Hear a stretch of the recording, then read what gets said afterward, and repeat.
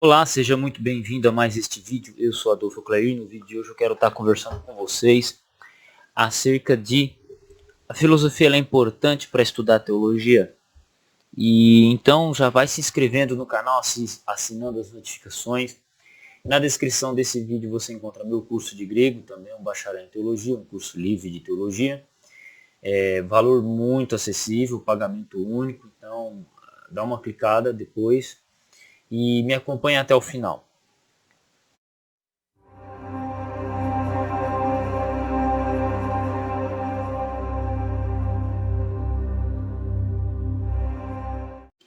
Essencialmente, fui perguntado, eu não sei o que está acontecendo com os comentários do meu canal do YouTube aqui, que às vezes aparece, né?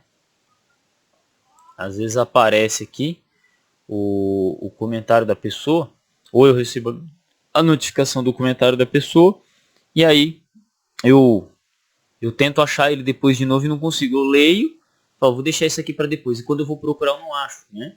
E então cada hora vez o YouTube vai modificando o jeito de ver. Mas eu acho que foi esse Arisnaldo aqui que perguntou sobre o uso, né? Se devemos estudar filosofia, né? Ou se há alguma contribuição.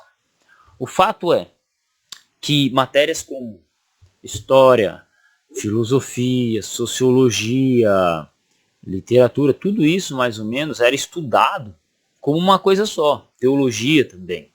Quando você pega, por exemplo, os grandes filósofos, né, os grandes filósofos da Idade Média, você vai encontrar São Tomás de Aquino. São Tomás de Aquino foi um dos grandes teólogos da Igreja Católica e um baita filósofo. Né? Você pega o próprio Santo Agostinho. Né? Santo Agostinho era especialista em filósofos gregos. Né? E ele sabia grego, mas ele gostava mais de escrever em latim. Santo Agostinho. Então, a própria a própria essência da filosofia e da teologia, elas partem, não vou dizer que partem do mesmo pressuposto, mas elas trabalham com a mesma coisa. O que é trabalhar com a mesma coisa? Para você ser um bom filósofo, você não tem que só ficar inventando coisas só. Você tem que voltar na história, na documentação, ler os clássicos, né? Desde Platão, Aristóteles e tal. Você tem que voltar nos clássicos para começar a construir sua metodologia de pesquisa. Então, as áreas humanas, elas sempre dialogam com muita facilidade, assim como as áreas exatas dialogam com facilidade. Tenta fazer física sem usar matemática. Tente fazer física sem usar matemática. Você tem que usar matemática para falar de física. Não, é impossível, entendeu? Então, o que acontece? Como você tem esse diálogo interdisciplinar dentro das ciências exatas, nas ciências humanas o diálogo ele é ainda maior, na minha opinião. Ele é ainda maior, porque o cara que ele é bom de literatura, ele acaba sendo um bom pesquisador em outras áreas, no âmbito histórico, no âmbito filosófico. Por quê? Porque quando você estuda uma coisa, você estuda tudo. Quando você estuda uma coisa, você estuda tudo. Pegue a sua Bíblia, por exemplo. Pegue a sua Bíblia. Toda vez que você abre sua Bíblia para ler um texto, qualquer, você, sem querer, está sendo levado para o contexto daquela época. Eu estou lendo o livro de Reis. Você está lendo um contexto histórico. Quando você lê um texto e tenta explicar ele, você é obrigado a utilizar a hermenêutica, a exegese. A hermenêutica é usada no direito. A hermenêutica é usada na filosofia.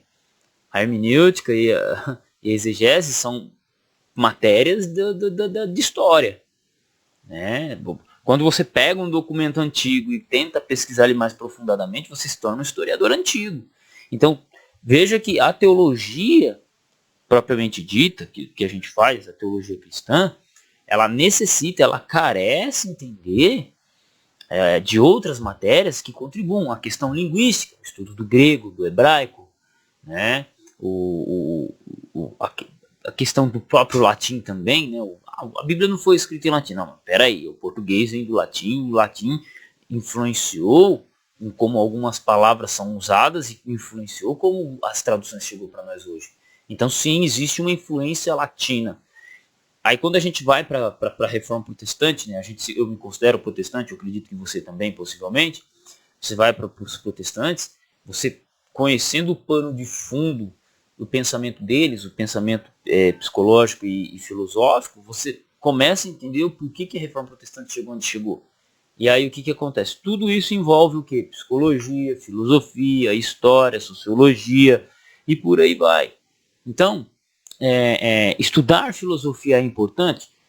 Pô, você vai aprender a ter método. O que é o livro da República, cara? É um bate-papo tremendo. É um baita podcast de 3.000 anos atrás, mano. Tá ligado? É um baita podcast, né? 2.500 anos atrás. É um baita podcast sobre o princípio de pesquisa. Eu estava lendo, né? Estou lendo também esse livro. E eu vejo grandes discussões.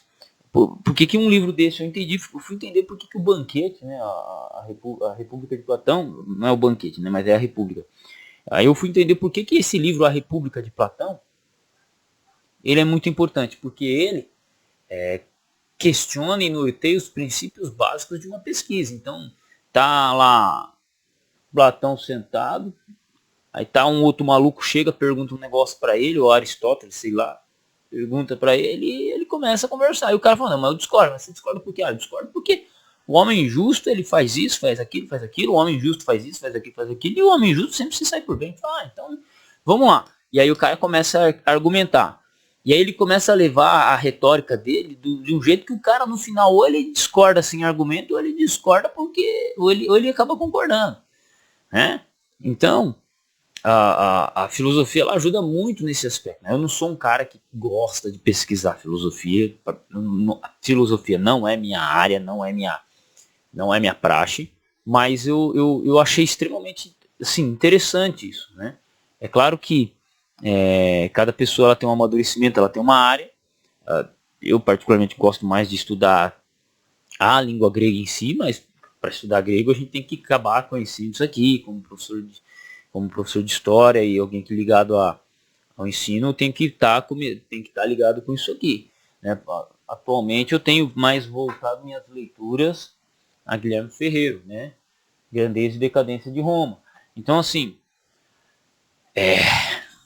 tudo isso ajuda e contribui na explicação do texto. Então sim, na minha opinião é importante da filosofia. Tanto que, para mim, uma pessoa que ela tem uma formação em filosofia, uma formação em história, uma formação em letras, e até uma formação em sociologia, ela é tão capaz de falar de Bíblia, se ela tiver por dentro antenada, quanto um teólogo. Dependendo da maneira, dependendo da qualidade dessa pessoa, qualidade de trazer informação, ela pode ser até mais capaz do que um teólogo para falar de Bíblia, né? Dependendo da pessoa, dependendo da qualidade.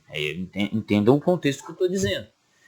Assim como um teólogo, ele pode muito bem dialogar e falar de filosofia ou de história sem ter a formação, porque os princípios básicos que regem as áreas humanas é quase que o mesmo.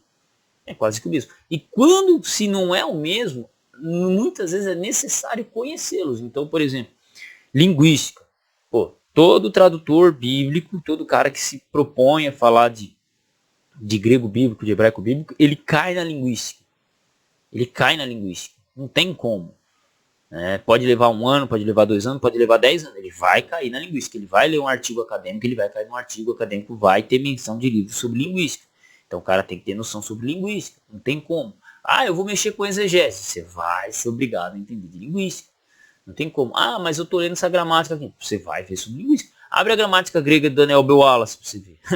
Já começa citando o curso de linguística geral do Fernando Saussure. Já começa, a gramática de língua grega do Daniel B. Wallace já começa dando uma explicação sobre a história da gramática. Entendeu? Aí você vai pegar, eu vou pegar um livro aqui de hermenêutica, a espiral hermenêutica do Grande Osborne. O cara também já vai dando um baita contexto histórico de como funciona o princípio hermenêutico. Né? Então, o que acontece? Não tem como, cara. A gente que é teólogo, a gente utiliza, de certa forma, da filosofia, a gente utiliza da história, a gente utiliza da geografia, a gente utiliza de várias outras ciências que hoje, no século XXI, são separadas, mas que até 2 séculos atrás era quase que tudo a mesma coisa. Né? Quase que tudo a mesma coisa. Então, na minha opinião, sim, estudar filosofia. Então, como é que muita gente me pergunta, professor, o que eu posso, eu quero fazer teologia, mas eu queria, não sei o que. Eu falo, mano, vai fazer um curso tal, Eu sempre indico, ó, talvez você pode escolher entre um desses cursos aqui e faz um curso livre de teologia, que o reflexo vai ser o mesmo. Né? Talvez até seja mais proveitoso porque você vai ter uma profissão. Né? O curso teológico ele vai só servir para você, tipo assim, ó, eu tenho um curso aprovado pelo MEC, talvez prestar um concurso aqui, um concurso ali, te ajude em alguma coisa, mas na sua vida profissional não vai te ajudar muito, a não ser que você queira ser pastor. Mas muitas vezes, dependendo da igreja que a pessoa é, o curso livre já serve para ajudar ela como pastor, né? E aí você tendo uma outra formação, cara, vai te ajudar muito, e conhecer outras coisas fora o texto bíblico, né? Fora a Bíblia, ajuda muito, né? Por exemplo, eu tô começando a estudar, tô estudando Roma, começando a ler mais sobre Roma, e eu tenho descoberto coisas que, pô, na hora de expor o texto bíblico, meu amigo, é fascinante. A minha igreja está tendo lição da escola bíblica, tá falando sobre profecia. E o que mais eu tenho usado para falar de profecia? Livros de história. Ô louco, mas profecia não é o futuro? Não necessariamente. Nós estamos 2000 anos depois do livro do Apocalipse. Então eu acho que tem muita coisa que já se cumpriu lá. Eu acho que tem muita coisa que já passou pela história. E como é que eu consigo contextualizar isso? Ué, o livro do Apocalipse foi escrito onde? Em Patmos. No primeiro século da era cristã, no auge do Império Romano. Opa! Quer dizer que se eu souber alguma coisa sobre o Império Romano, já me ajuda muito. Entendeu? Então, esse diálogo histórico, filosófico, sociológico, linguístico ajuda muito. Processo de tradução bíblica. Então, não é só a filosofia, são outras ciências que ajudam e contribuem muito e elas se interligam. Ah, eu vou estudar filosofia. Pô, aí você vai estudar filosofia, só que você vai ter que acabar lendo Santo Agostinho, vai ter que ler São Tomás de Aquino, você vai ter outros grandes filósofos que eram cristãos. Não tem como você fugir. A filosofia e a teologia, elas sempre caminharam juntas. Filosofia, história, sociologia, teologia sempre caminharam juntas. Simples assim, né? Então, o ser humano ele é um ser pensante e religioso, não tem como. A religião ela faz parte do ser humano, né? E assim vai sendo construído o conhecimento humano, vai sendo construído as áreas. É que hoje nós preferimos separar elas por questão de facilitação, né? É uma questão que vem desde o século XIX, então separar história é história, filosofia é filosofia, sociologia é sociologia. Beleza, separou, legal. Mas existem trabalhos em cada área científica que ajudam e contribuem, por exemplo, para o estudo do texto bíblico. Histórico, arqueológico, filosófico, psicológico, né? Eu particularmente não gosto muito de psicologia, não tenho tempo para ficar pesquisando muito sobre isso, mas, pô, existem análises muito boas quando um psicólogo cristão decide fazer uma análise sobre um personagem bíblico. Pô, o cara extrai lições, abordagens, contextos muito interessantes. E assim vai. Então é isso aí. Filosofia, história e teologia, tudo sempre muito junto. Um abraço a todos, fiquem com Deus e até o próximo vídeo. E não se esqueçam de se tornar membros do canal aqui, dá um apoio aí, dá uma força, beleza? E lembrando, curso de teologia na descrição, curso livre, pagamento único, muito bom, eu sou um dos professores lá, chega junto.